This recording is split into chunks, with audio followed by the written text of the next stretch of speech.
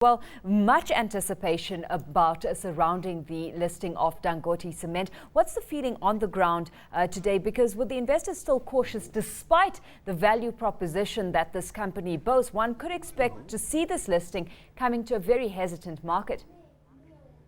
Okay, thank you so much, Alishia. I think the reaction of the market towards the listing has been a bit subdued. We've seen a lot of interest from the local PFAs and foreign investors, but the retail investors aren't as excited as we had expected them to be. But all in all, we think the 100 million shares that's meant to be sold today will be fully sold, and we're going to see maybe up to about 200-300 million shares sold additionally out of the volumes that's going to be available for trading today.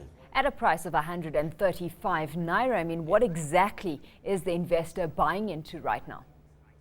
The investor is buying into the future expansion plans of the company. We all know that the plans are a bit aggressive, which is why a few analysts have said that the price is a bit rich.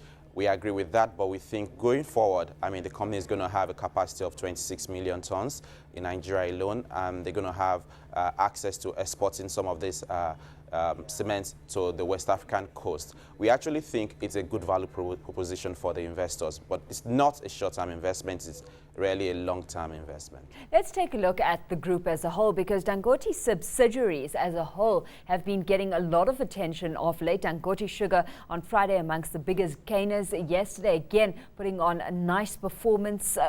What's driving the momentum behind Dangote Sugar specifically? Is it a case of just valuations sitting low? The valuation is one part. The valuation is still very, very attractive right now. We all know it was affected by the market meltdown where a lot of share price actually plummeted, but the valuation is actually very good right now. The only other thing you need to consider is that the food segment of the market is actually a focus area for medium and long-term investors right now because of the expected increases in the consumer base of Nigerians. So we think that that's an area that's also making investors to actually look at specific companies in that sector. So Dangote Sugar is a fair beneficiary of that. We have Dangote Flour, we have flour mills as well. The companies in the consumer sector are actually benefiting from the shifting focus of investors from the traditional banking stocks to other growth areas, and the consumer sector is actually one of such areas. Where flour mills as a whole have been doing pretty well in Nigeria, how does Dangote Flour stack up against some of its competitors at this stage? Dangote Flour, we have to remember, it's not just into flour milling. It's actually an amalgam of a few other companies in the consumer sector. You have a packaging arm in it.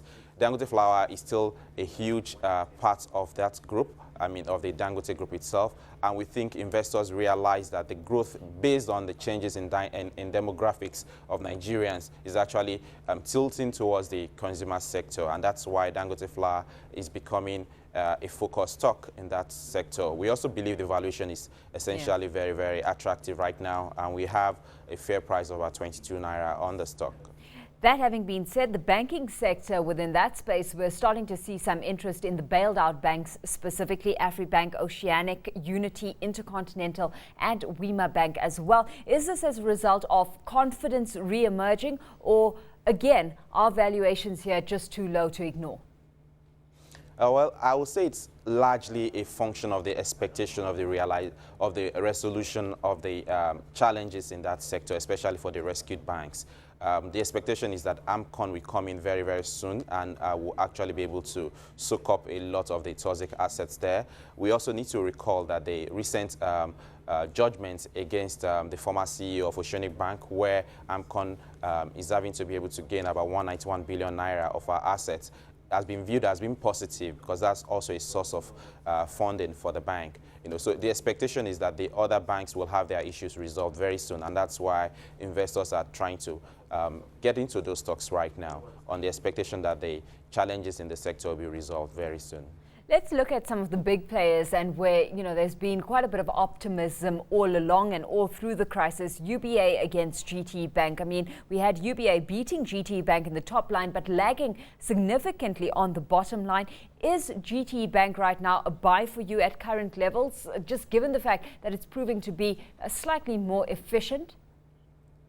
Absolutely. GT Bank is still a buy on our radar. I mean, we think the bank is being run very, very efficiently.